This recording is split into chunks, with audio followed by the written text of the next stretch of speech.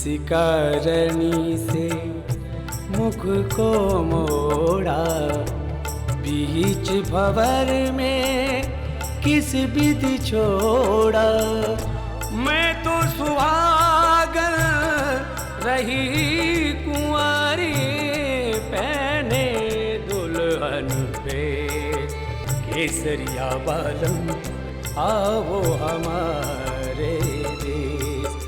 केसरिया बालम आओ हमारे देश। किसने किया ये घिनौना काम? हमने उस दरिंदे को गिरफ्तार कर लिया है। कौन है वो? बताओ कौन है वो?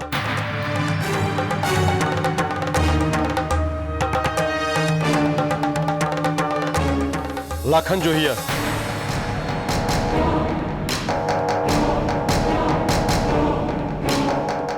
लाखन जोहिया? वही लाखन जोहिया भांजे जो अपनी फैक्ट्री में काम करता था। जीजू साहब, आपको तो याद होगा, वही जिसको मेघसा ने एक बार चोरी करते पकड़ लिया था और सबके सामने नौकरी से निकाल दिया था। ये वही है जो पिंपली गांव से अठे काम करने आता था? हाँ जीजू साहब, वही।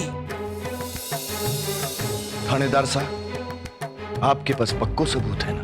हाँ बड़े ठाकुर साहब, लखन जोगिया ने अपना गुनाह कबूल कर लिया है। वो जानता था कि होली के दिन फैक्ट्री में बहुत कम मजदूर लोग काम पे आएंगे और उसने इस मौके का फायदा उठा करके फैक्ट्री में आग लगवा दी और फिर ठाकुर साहब के किसी खास आदमी से ठाकुर साहब को फोन करके फैक्ट्री पे बुलवाया। मुझे शक है कि लाखन ने किसी खबरी को होली के दिन गांव पे छोड़ रखा था और जैसे ही ठाकुर साहब निकले उसने फोन किया होगा और फिर उसने चोरी के ट्रक से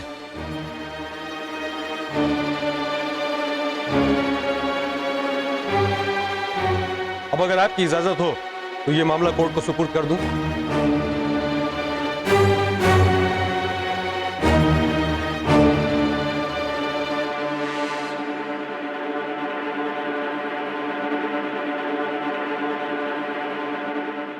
ये कैसा न्याय? जो आदमी जीवन भर सच के लिए लड़ता रहा, उसका इतना घिनौना अंत, इतना घिनौना। संभाल अपने आप को छोटे, उस लाखन को तो नहीं छोड़ेंगे। संभाल। ये तो अच्छा हुआ कि सच सामने आ गया, नहीं तो तुम दोनों भाइयों के प्रेम पे ग्रहण लग जाता, और वो भी एक नौकरानी की बनी बनाई बात के ऊपर। अब जब कानून ने इस मामले को रफा दफा कर दिया है तो थारे को गड़े मुर्दे उखाड़ने से क्या मतलब? कानून की नजर में मामला रफा दफा कर देने से कि अपमान के घाव भर जाएंगे। क्या गलत कहा सुमिर ने? आप सभी लोगों ने एक मामूली सी नौकरानी की बात पर विश्वास करके हमारे दीप पर लांछन लगा दिया, खूनी ठहरा दिया इसे, अपने काका सका। अरे ये बेचारा तो रात रात भर सो भी ना पावे, और मैं ना चाहते हुए भी अपनी कोख को कोसने पर मजबूर हो गई। पर हमारे छोरे पर किसी को दया ना आई। क्यों? क्योंकि वो तो है ही बिगड़ा हुआ।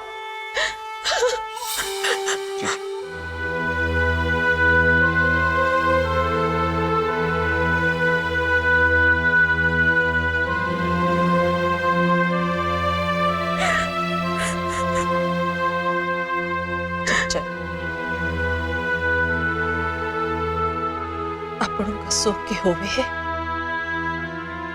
ये मैं अच्छी तरह जानती हूँ। अपनों का अपमान भी जानलेवा होवे है, ये भी मैं समझती हूँ। अपने ही बेटे को खूनी कहलाते सुन थारा कालजा ठंडी हो गई। हम सबको माफी दे दे। कमल, हमारी को तारी माफी में शक ना है।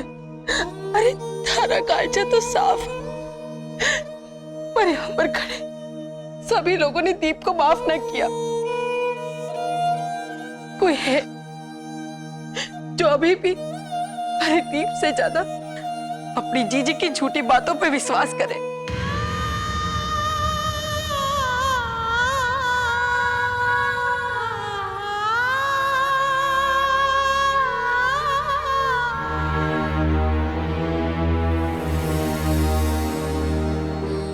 मैंने कहा था ना आपसे कि इतनी जल्दबाजी करने का कोई फायदा नहीं है, लेकिन आप लोग हैं कि मेरी बात मानने को बिल्कुल तैयार नहीं है। हमारे को तो लागे है कि थारे को अपने माँ बाप की बात माननी ना है। तू जाने है ना कि थारा ब्याह उस छोरी के साथ होना कितना जरूरी है, जाने ना तू ये बात। क्या करूं पापा, उसके घर में मौत हुई है उसके पापा की, और ऐसे में मैं जल्दबाजी करके उससे शादी की बात करूं तो क्या सोचेगी वो।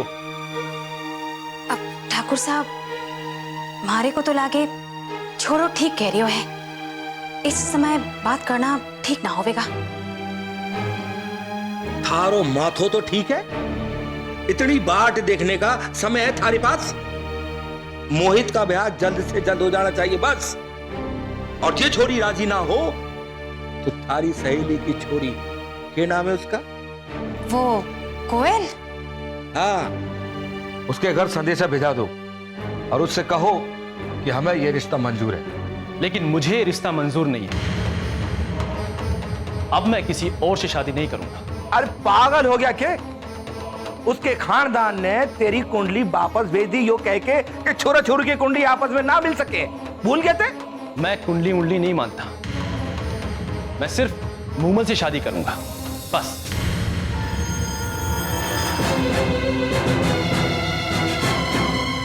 देख रही छोरे को? अब कहा इतने लाल पीले हो रहे हो?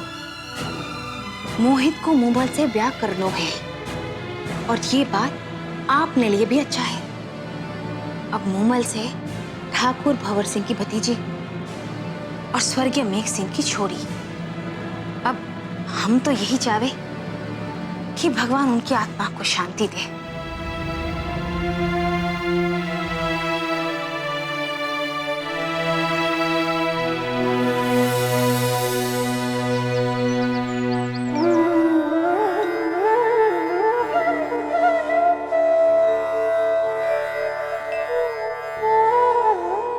रसाल,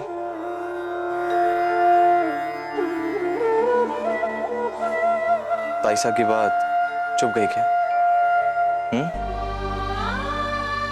सच तो चुप ही है खूब सा,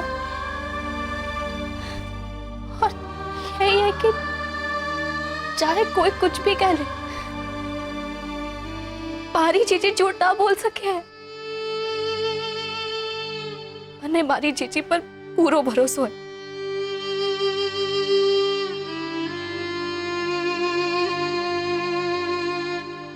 जानता हूं तुम दोनों बहनें एक साथ बचपन से पली बढ़ी हो, आपस में खेली होंगी, और बड़े होने के नाते रुक्मी ने तुम्हारा ख्याल भी रखा होगा। जाहिर है तुम्हें उसकी फिक्र होगी, उसके सुख दुख की चिंता होगी। लेकिन रसाल, ये मत भूलो कि रुक्मी के साथ साथ अब कोई और भी है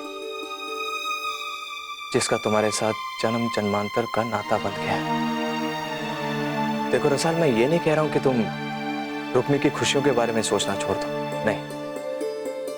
मैं सिर्फ इतना कह रहा हूं कि आज से तुम अपने और रुक्मी के रिश्ते से ज्यादा हमारे रिश्ते को अहमियत दो, क्योंकि मैं नहीं चाहता कि परिवार का कोई भी सदस्य मेरी पत्नी पर उंगली उठाए।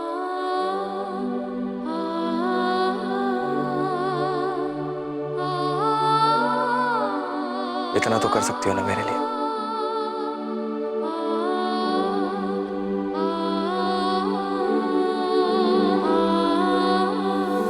गायत्री, भंडारे की जिम्मेदारी थारी है। सारे पकवान मेघ की पसंद के होने चाहिए। हाँ, भिजवा दीजिएगा जरूर। दारू का प्रबंध हो गया। और वो होली का क्या हुआ? वो गाने बजाने वाले की टोली के साथ 6 बजे यहां पहुंच जाएगा। अच्छा। रणवीर, बेटा इतनी दूर क्यों खड़ा है? अठिया।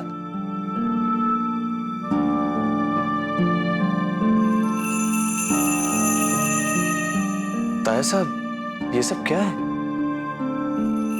ये मदिरा, अभी आप मामा साहब से ढोल की बात कर रहे थे, उधर दादी साहब पकवान बनाने की बात कर रही हैं। पापा सबको गुजरे हुए अभी और ऐसे में ये सब। इसलिए तो सोग भिनाई की रस्म निभानी पड़े है रणवीर, किसी उत्सव की तरह, जहां मरने का सोग भुलाकर जीवन को अपनाने की कोशिश की जावे। But this is ridiculous, ऐसा मैं ये सब कुछ नहीं मानता।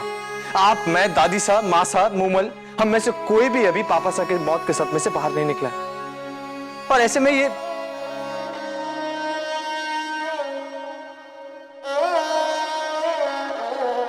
बैठ बेटा।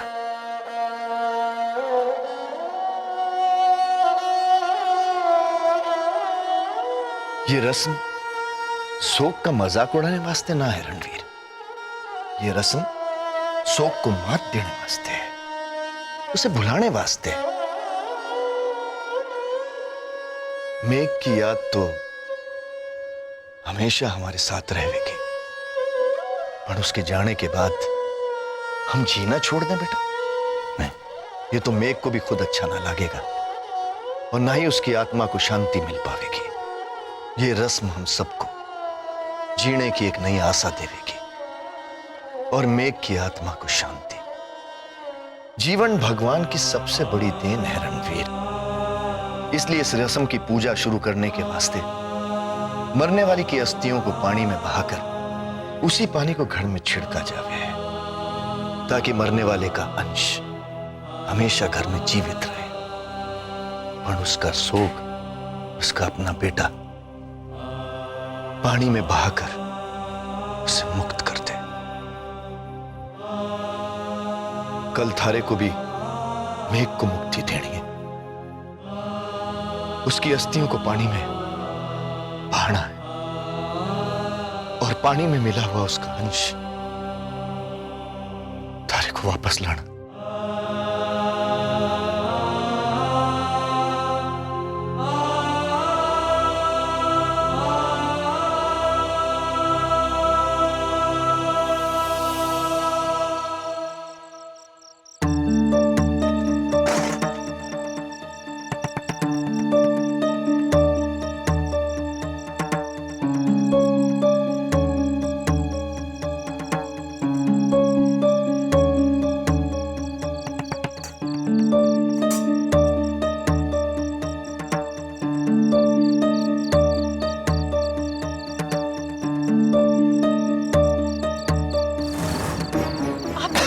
जान के दुश्मन बने हुए हो जी। अभी अभी तो बूटी ने असर दिखाना शुरू किया है और आप हैं कि हुक्का पीना चाहो। और वैसे भी कल तो बड़ी हवेली जाना है ना, हुक्का पीकर दोबारा से तबीयत खराब हो गई तो क्या करेंगे? हमारी बात मानो और सो जाओ। अरे कल तड़के निकलना है ना। रुक्मी, अच्छा बेटा,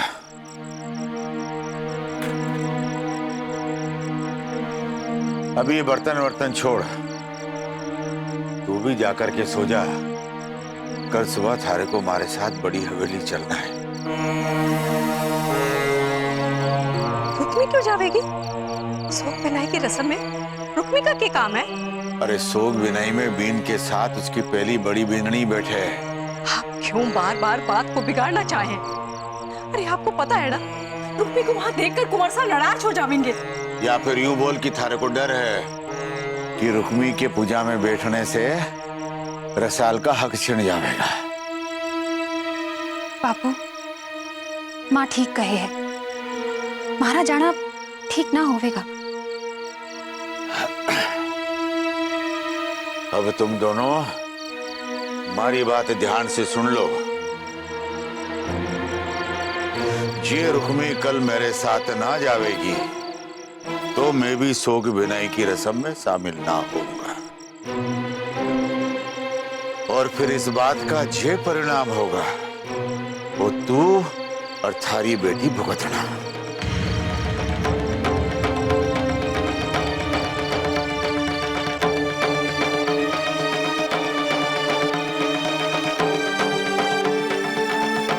जी धन्यवाद जी।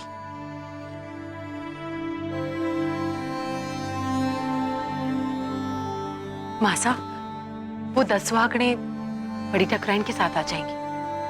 पूजा का सारा सामान रखवा देना।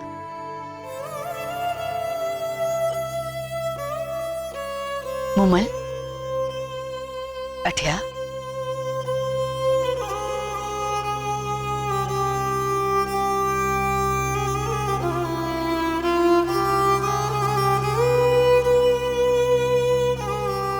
अपने पापा सा की याद आ रही है ना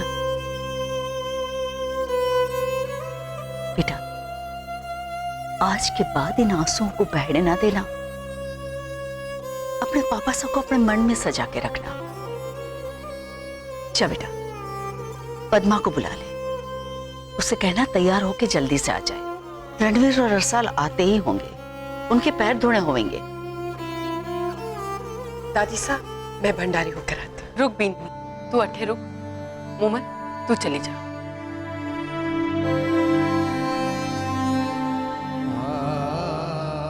ये लो, रणवीर रसाल भी आ गए। रुकिए बन्ना साहब, कजरी पानी लेकर आ, बन्ना साहब के पैर धोने के लिए।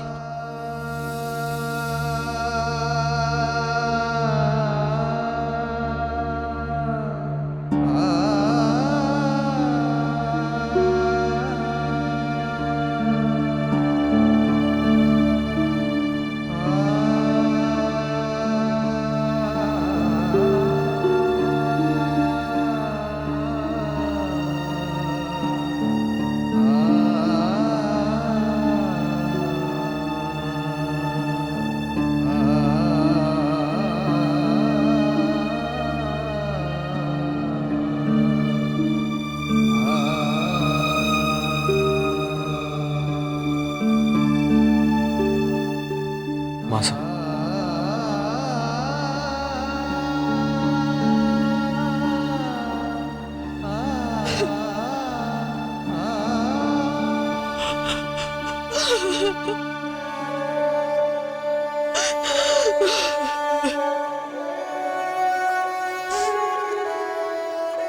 भगवान करे जिसने मारे सुहाग पर डाका डाला है उसे ऐसी मौत आए कि वो चैन से भी ना मर सके।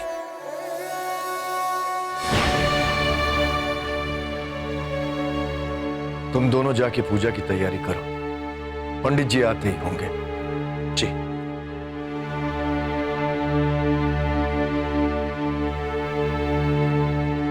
चलो।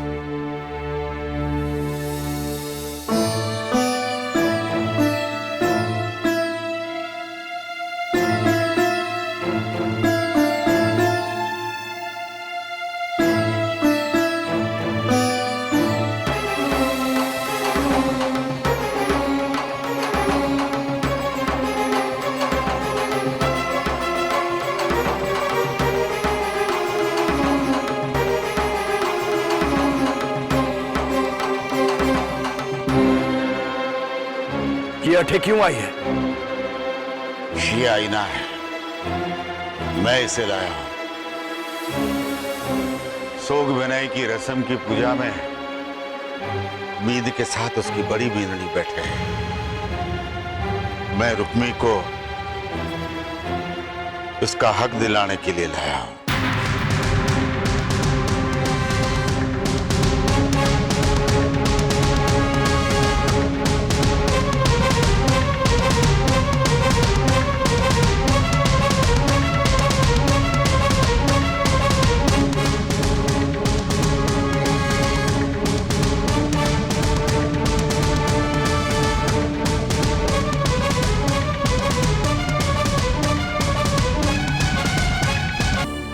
मदन सिंह,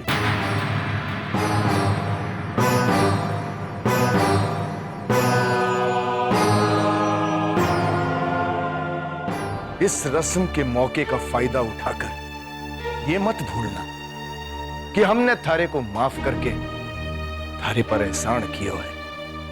हम अपने वचन के अनुसार थारी दूसरी छोरी रसाल को इस घर की बींदनी का दर्जा दे रहे। इस बात के लिए हमारा आभारी होने के बजाय तुम रुक्मणी को पूजा में रणवीर के साथ बिठाने की मांग कर रहे हो। आज सोग विनय के दिन हम विधि का लेख स्वीकार करके अपने सगे भाई को भूलकर नए सिरे से जिंदगी की शुरुआत करने जा रहे थे, और तुमने हमें फिर अतीत में लाकर खड़ा कर दिया। ठाकुर साहब, जीवन का फैसला लेना इंसान के हाथ में होए, पर जे फैसले भगवान को साक्षी मानकर लिए जावे हैं, उन फैसलों को भगवान से छुपाकर भगवान से सुख शांति मांगना, ये भगवान का अपमान हो गए। अरे आदमी आदमी को धोखा दे सके है, पर भगवान को धोखा देना? ठाकुर साहब, ये आप भगवान का अपमान कर रहे हैं। मदन सिंह, गांव वालों के सामने थारे को जिसके लिए बुलाया था उसे पूरा करो और जाओ अट्ठे से। रुक जा भंवर।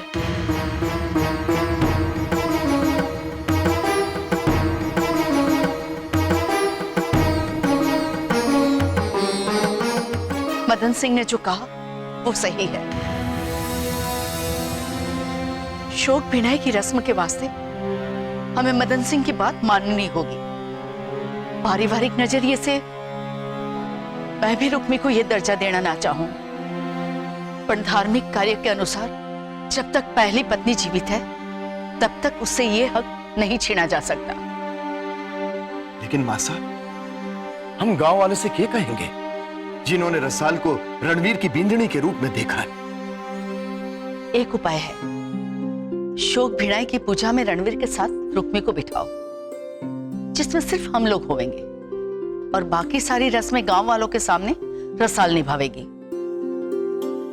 मासा, ये कैसे संभव हो सके?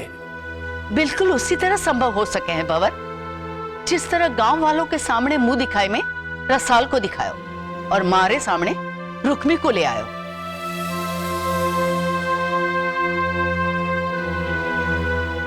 मैं रुक्मी के साथ इस शोक भिनाई की रस्म में नहीं बैठूंगा दादी साहब।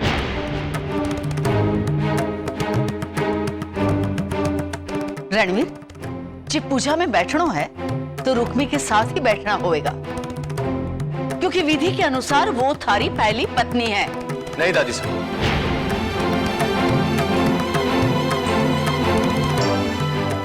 मुझे मंजूर नहीं। मेरा मानना है कि रिश्ते दिल से जोड़े जाते हैं, किसी विधि या फिर किसी कानून से नहीं। मेरे साथ अगर इस पूजा में कोई बैठेगी तो मेरी पत्नी रसाल। कुंवर साहब, हमारी चीजी पर आपका गुस्सा जायज है, पर आज का ये दिन उन पर गुस्सा दिखाने का ना, रस्म को निभाने का है। और जब विधि कहे कि ये हक पहली पत्नी को मिलना चाहिए, तो आप उन्हें ये हक जरूर दीजिए। आपकी दूसरी पत्नी होने के नाते हमारी को कोई शिकायत ना है। पर हम सभी को इससे शिकायत है। हम इसे ऐसा करने की मंजूरी कैसे दे दें? बेशक गांव वाले इस पूजा के गवाह ना होवेंगे, पर हम तो होवेंगे। और जिसे हम दासी मानते आए, उसे बींदी का हक देकर इस पूजा में शामिल होने का हक कैसे दे दें? क्षमा कीजिएगा ताई साहब, जब आप सबकी नजरों में इस पूजा का कोई महत्व है तो फिर इसे उसी तरह करना चाहिए जैसे ये होनी चाहिए, वरना जरूरत ही क्या है इस पूजा की? काई जरूरी नहीं है ये पूजा। थारे ससुर साथ है वो, उनकी आत्मा की मुक्ति जरूरी है रसाल। सवाल भारी पूजा में बैठने का उठे हुए, तो उसको जवाब भी है हमारे पास। जिस तरह मैंने कुंवर सा से धोखा देकर ब्याह किया था, उससे मैं कुंवर सा की बींदनी कहलाने का हक खो चुकी हूं। इसलिए आज मैं वो सारे हक थारे को दे रही हूं।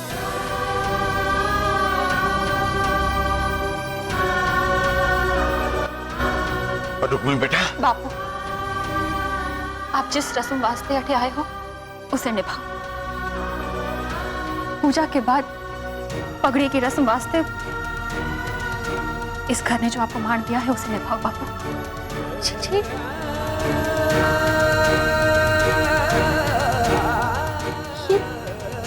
ये आप क्या बोल रही हो? रसाल, ये समय थारा अपनी बहन वास्ते सोचने का ना है। घर की बींदड़ी होने का कर्तव्य निभाने का है।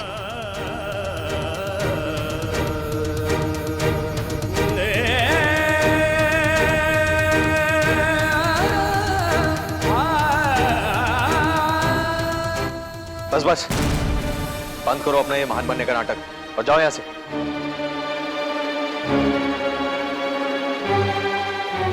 रणजीत,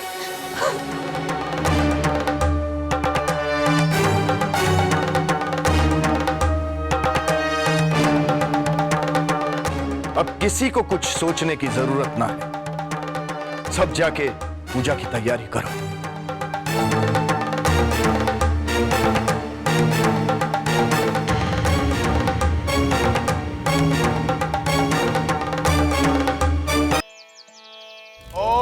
पवित्र पवित्रो वा सर्वस्थां गतोऽपि वा यस्मृत् पुण्डरीकाक्षाय सर्वयंत्र शुचि।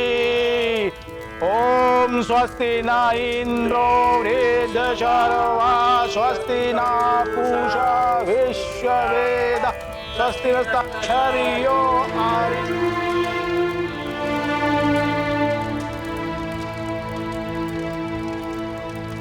अब कलश खोलने की रस्म की जाएगी।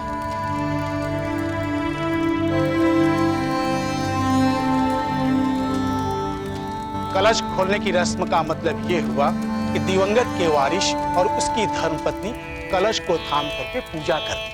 ओम दहु शांति अंतरिक्ष शांति पृथ्वी शांतिरापः शांति हो सदया शांति वनस्पतया शांति विश्वे देवा शांति ब्रह्मा शांति सर्वः शांति शांति रेति। अब आपकी अर्धांगिनी इस कलश को उठाएगी और आप भी अपना हाथ इस कलश को लगाए रहना। इसका मतलब ये हुआ कि आप लोग इस घर के सुख दुख की सारी जिम्मेदारी को आज से ले रहे हैं।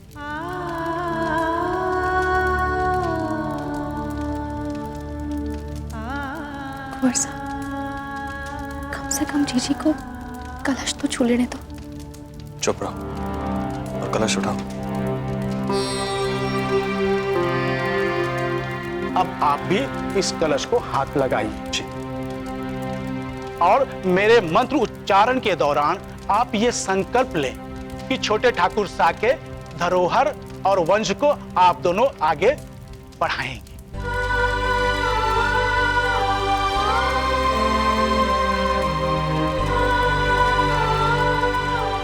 ओम दहु शांति अंतरिक्ष शांति पृथ्वी शांतिरापः शांति हो सदया शांति वनस्पतया शांति विश्वे देवा शांति ब्रह्मा शांति सर्व शांति शांति रेव। अब आप लोग इस जल से पूरे घर को शुद्ध करेंगे, उसके बाद फिर पगड़ी की रस्म संपन्न करेंगे। किम नो नाम सहस्राणि जपते च पुनः पुनः यानि नामानि दिव्यानि तानि च केशवा मत्स्यं कुर्म प्रहं च वाहन।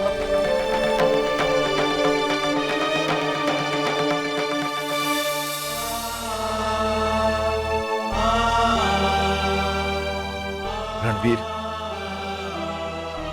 आज के इस कुलतारण के कार्य से तुम वंश के कुलपति कहलाओगे, वंश के मुखिया कहलाओगे। आज तक थारे वंश की अच्छाई का फैसला थारे स्वर्गीय पिता मेघ सिंह किया करते थे, लेकिन आज के बाद वो पगड़ी तुम अपने सर पर पहनोगे और वंश की अच्छाई का फैसला करने का अधिकार अब तुम्हारे हाथों में है।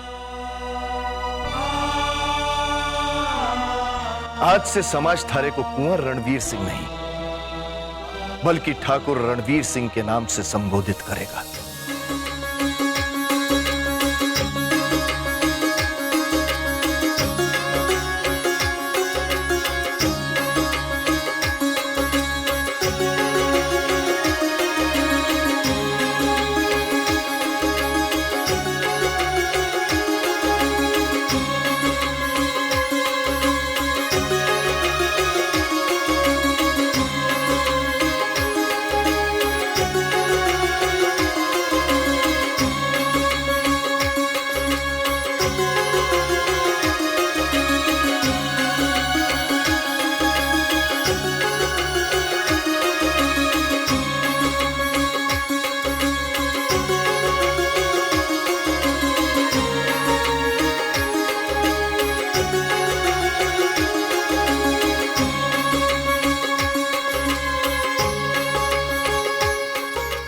लेते रहो बेटा।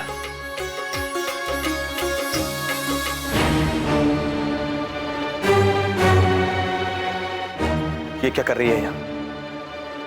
हमारे परिवार के बीच एक दासी क्यों खड़ी है? इससे कहिए जाए यहां से।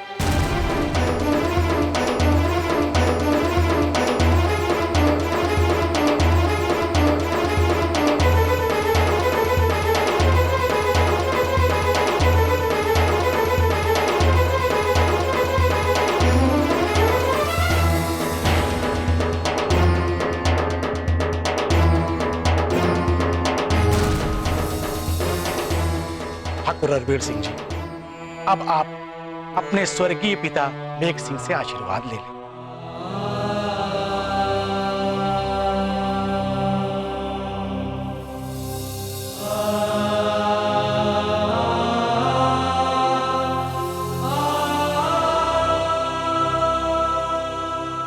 मैं आपको वचन देता हूं पापा साहब, मेरा लिया हर फैसला अपने वंश के साथ साथ अपने कुल के हित में भी होगा। बस आपके अधूरे कार्य को पूरा करने के लिए आप मुझे आशीर्वाद देते रहना। अब मोसर की रस्म होगी, फिर गांव वालों को भेंट देना होगा, फिर शोक भिनाई की आखिरी रस्म शाम को 7 बजे की जाएगी।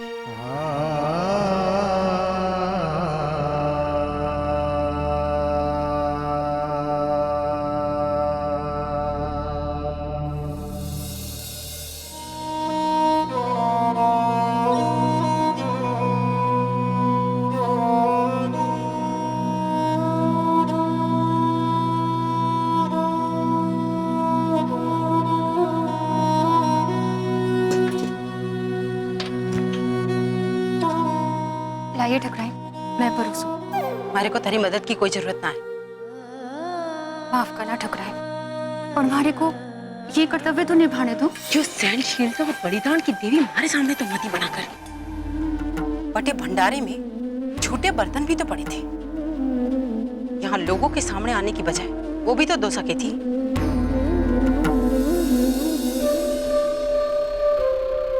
अरे ओ महारानी, यहाँ लोग तेरे ब्याह में ना आए, मौसर का भोज कर दिया है। इन्हें हलवा अभी परोसेगी या रात के वक्त? चल लेकर आ।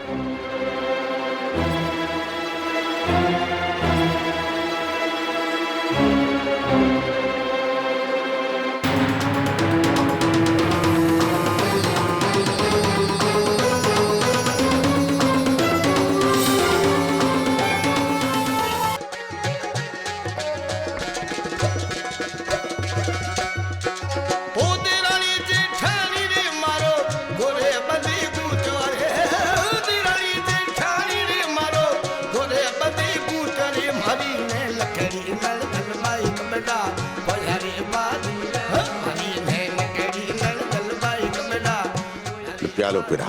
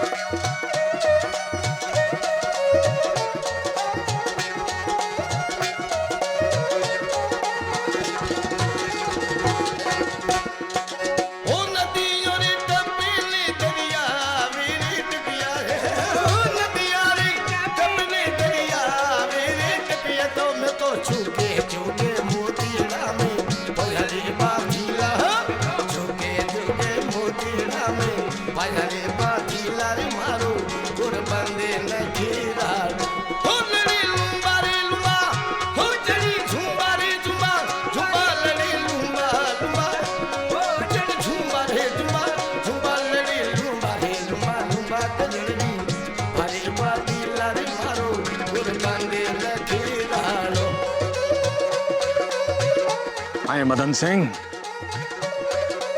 हमारा रुपया हम ही वापस लौटा रहे हो।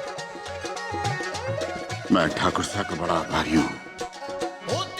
ये शोक भिनाई के मौके पर हमारा फर्ज भी है और ससुर होने के नाते रस्म भी यही है। मदन सिंह, थारा में थोड़ी सी भी लाज शर्म होती ना तो अट्ठे नहीं आता। खैर, तू बेशर्मी की हद पार कर ही गया है तो एक गिलास बना दूं? ना, फिर रुका किस वास्ते है? मैं तो आप लोगों की सेवा के वास्ते रुका हुआ हूँ। बहुत हो गई सेवा।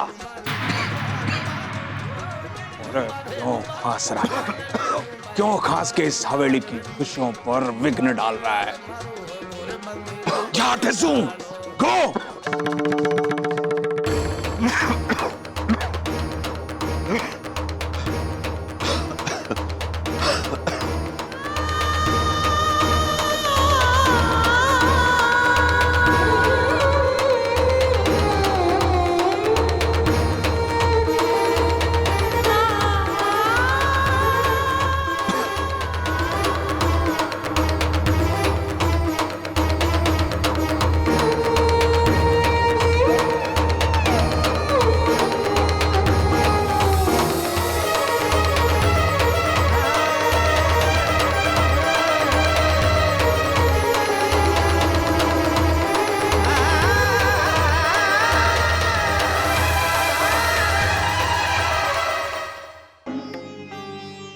रस्म को इतने मन से निभाई, फिर भी ऐसा दुर्व्यवहार।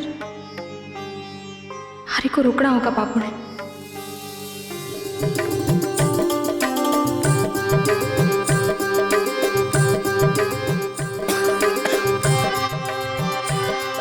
कहाँ जा? मेरी तबीयत ठीक नहीं नहीं, आप अभी यहीं रहिए हमारे साथ। चलिए मेरे साथ।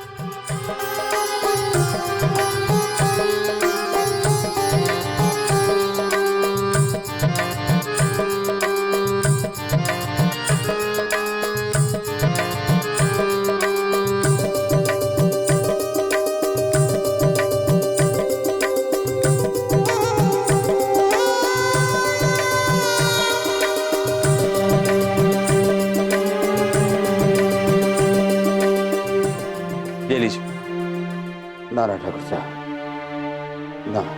मनवार का प्यारा लेकर मेरा मान नहीं बढ़ाएंगे? ठाकुर साहब, आपका यूं हमारे साथ ही जाम टकराना। अरे तो इसमें हर्ज ही क्या है?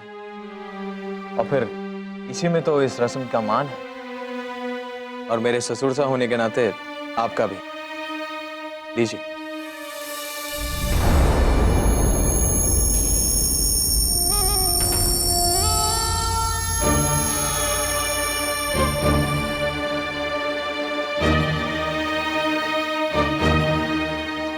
चलिए टकराइए जाम, ताकि इसकी आवाज हमारी रिश्तेदारी बनकर इस हवेली में गूंज उठे। ये लीजिए। जय माता दी। जय माता दी।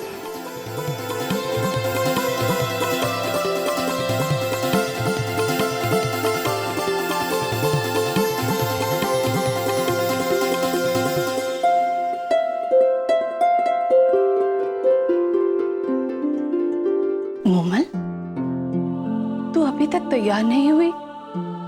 श्रृंगार रस्म वास्ते ठकुराई ना पहुंची है। बस अभी तैयार होती मासा। तुझे ड्रेस पहनने वाली है? नहीं मासा, वो तो मैं पहन ले। थारे पापा साने थारे को कभी नहीं रोका। ये तो मैं ही थी जो थारे को ऐसे कपड़े पहनने से रोका करती थी। पर तू अब अपनी और अपने पापा सा की पसंद के कपड़े पहना कर। मैं थारे को कभी नहीं मना करूंगी। थैंक यू सो मच मासा।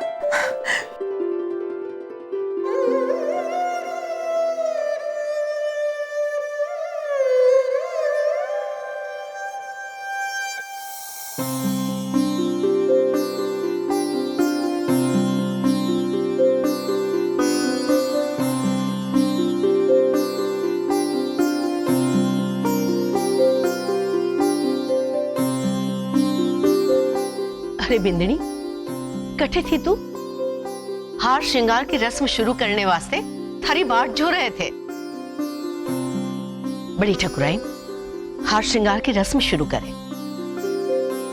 छोटी विंदनी, आज थारा श्रृंगार ऐसा करूंगी कि थारा विंद कभी किसी स्त्री को देखोगे को नहीं। बैठिए बड़ी ठकुराइन, पहले आपका श्रृंगार करूंगी।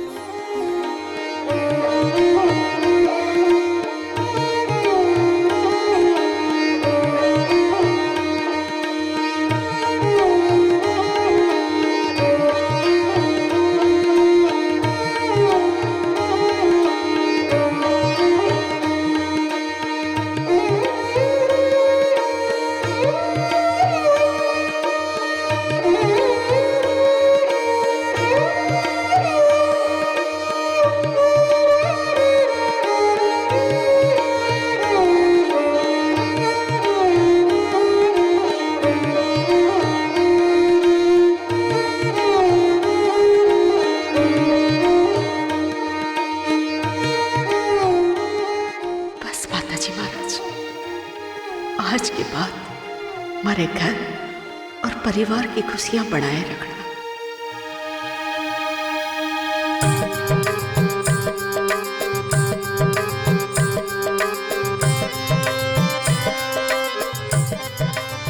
ठाकुर साहब, आपका ग्लास खाली हो गया। अरे लेकिन आप क्यों कर रहे हैं? अरे ये तो हमारा सौभाग्य है कि आपकी सेवा का मौका मिल रहा है मुझे। ये बात है जी क्या ठीक हो गया? जी मैं बस इसी शोक बिनाई की रस्म के बारे में सोच रहा था। क्या पापा को एकदम से भुला पाना मेरे लिए आसान होगा? कौन कहता है आपको कि अपने पिताजी को भुलाकर जीना है? बल्कि उनके द्वारा किए गए कार्य, उनके अधूरे सपने पूरे करने के लिए आपको उन्हें हमेशा याद रखना है। अपने माताजी की सेवा, अपनी बहन का घर संसार बसाकर उनके अधूरे सपने को पूरा करना है आपको। अब ये जिम्मेदारी की पगड़ी आपके सिर है।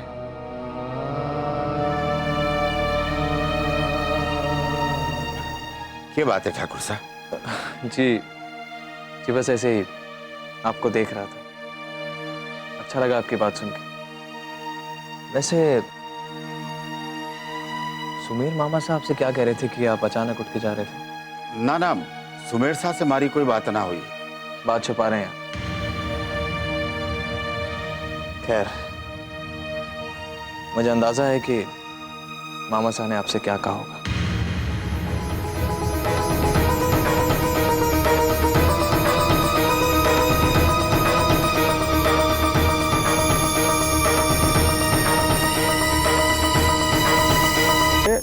शोक भिड़ाई की रस्म बना रहे हैं और मैं यहाँ चोरों की तरह खड़ा हूं।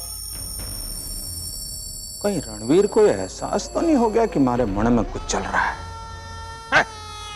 सुमेर सिंह बेकार में परेशान होता है। अगर रणवीर मदन सिंह को शराब पिलाना चाहता है तो हमारी बला से मैं भी दीप के साथ जाके एक पैग लगाता हूं। Let's go.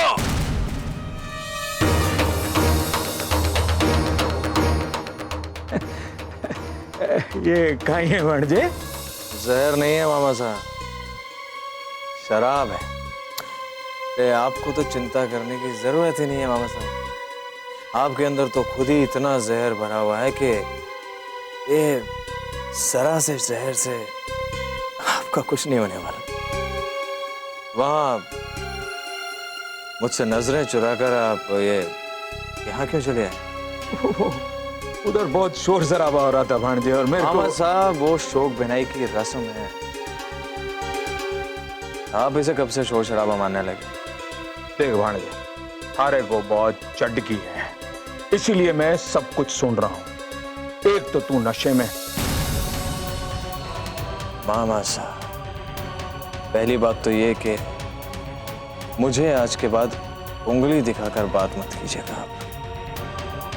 और रही बात पीने की, तो हाँ थोड़ी सी पी जरूर है, लेकिन इतना बेहोश नहीं हुआ हूं मामा साहब कि आपकी बातों में छुपे मतलब को ना समझ सकूं, समझे? अरे हाँ भांजे, मैं तो भूल ही गया था कि तू कुंवर रणवीर सिंह नहीं है, तू तो ठाकुर रणवीर सिंह। मामा साहब आप मुझे ये बताइए कि वहां आपने ठाकुर मदन सिंह को ऐसा क्या कह दिया कि वो हवेली छोड़ के जाने लगे? मदन सिंह रस्म का बहाना बना के रुक्मी को यहां लिया है। पूजा में उसको जबरदस्ती बिठाकर हक मांगना चाहता था। उन्होंने जो किया बिल्कुल ठीक किया मामा साहब। ये इस रस्म की मांग थी। मैं रुक्मी के साथ नहीं बैठना चाहता था, ये मेरी मर्जी थी। वो यहाँ मेरे बुलाने पर आए हैं। आप होते कौन है उन्हें यहाँ से जाने के लिए कहने वाले? वाह भाणजे वाह, बड़ी बांधती ये भूल गया कि रसाल का ब्याह थारे साथ क्यों किया गया था। रुक्मी को थारे पल्ले बांधकर बेईमानी की थी। तब भी तू चाहे कि मैं मदन सिंह के साथ आदरपूर्वक बात करूं। भाणजे रात काफी हो गई है, तू जा और जाके सो जा, कल सुबह बात करेंगे। जा।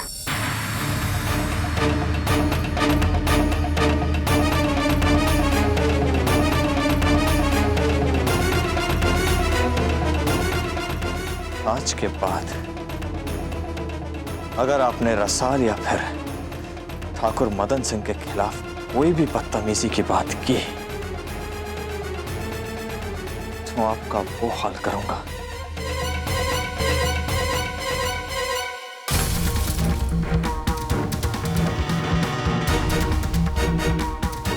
जो इस गिलास का हुआ है।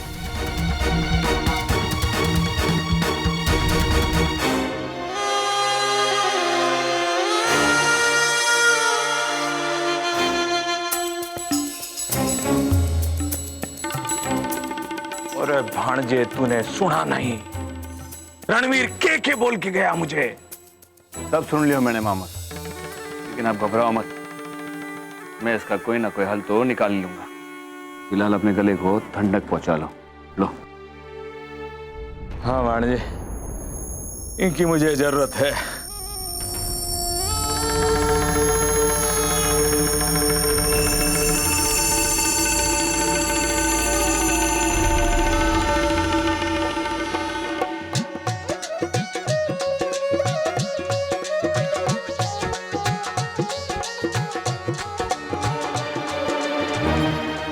मामा साहब की हिम्मत कैसे हुई ठाकुर मदन सिंह से इस तरह बात करने की? मानता हूं कि मैंने रसाल से रुक्मी के गुस्से में शादी की। ताया साहब, पापा साहब, दीप भाई साहब सबने बदले की भावना से शादी करवाई। मगर अब तो रसाल समाज के सामने मेरी बेहता है, तो फिर क्यों उसे रुक्मी के धोखे का हिस्सा माना जा रहा है? क्यों रसाल के बारे में मैं कुछ गलत सुन नहीं सकता? क्या मैं उसे अपना जीवन साथी स्वीकार कर चुका हूं? हाँ, और क्यों नहीं? जब वो एक पत्नी होने का फर्ज जिम्मेदारी से निभा रही है, तो फिर जब जमाने की नजर में वो मेरी बीवी है, तो मेरी नजर में क्यों नहीं?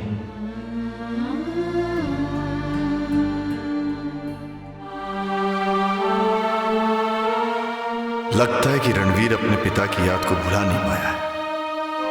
उम्मीद करूं कि ये रस्म खत्म होने तक वो अपने आप को संभाल लेगा।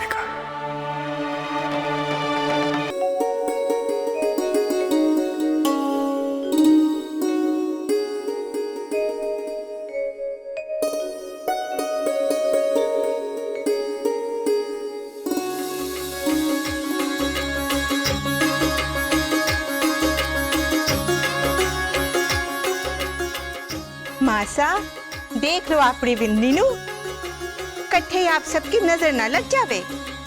चांद सी सुंदर है हमारी बिंदनी।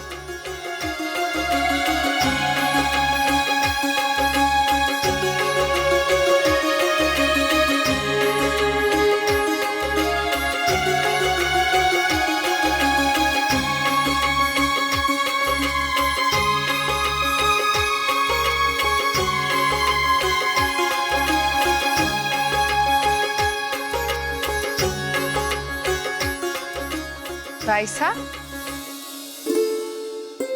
दादी साहब देखिए, भाई साहब कब से छुप कर देखे जा रहे हैं।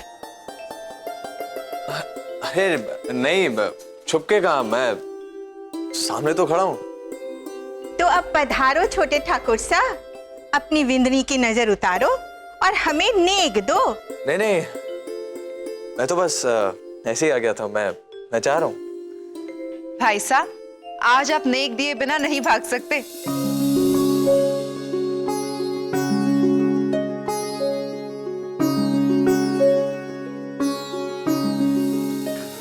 ले बस।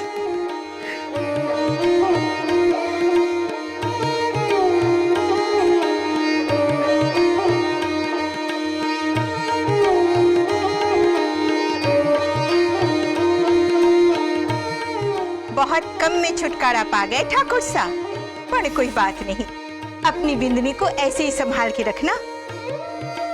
इसके चेहरे पर कभी कोई दुख की लकीर ना आन पावे।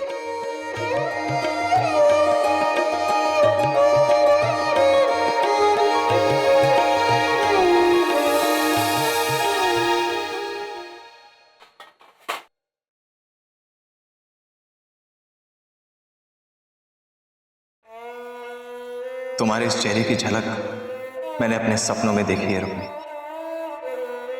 ये वो चेहरा है जिसे जितना मैंने आंख खोलकर ढूंढा है, उतना ही आंख बंद करके भी सिर्फ तुम्हें देखते रहकर भी अपनी पूरी जिंदगी गुजार सकता हूं। रुक्मी, बापू आप बैठे, हमारे को बुला लिया था। और तू काम छोड़ करके आ जाती। बस हमारा काम खत्म हो गया है। छोरी, थारा काम तो खत्म ही हो गया है।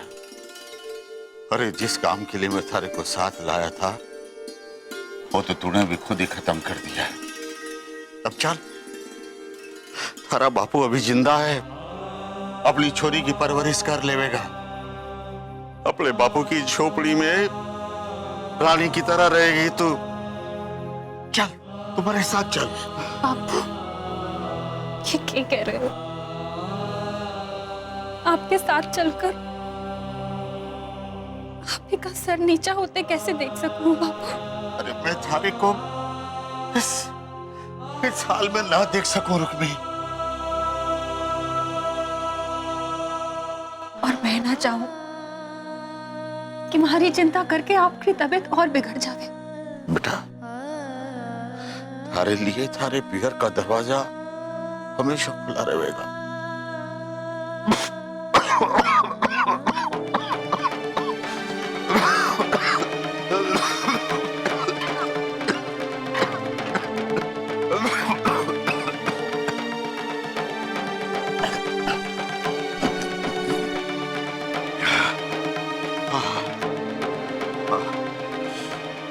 हमारे को एक वचन दे के जाओगे बापू?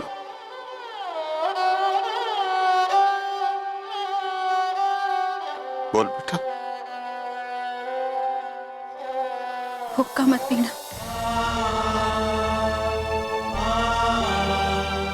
अरे तूने वचन भी मांगा था अपने वास्ते ना, अपने बापू के वास्ते।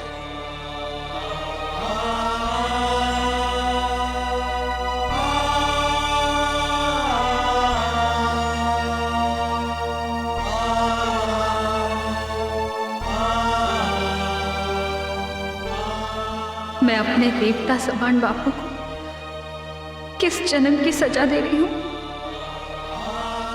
हे कान्हा था, हमारे बापू, माँ, खीसू सबका ख्याल रखना।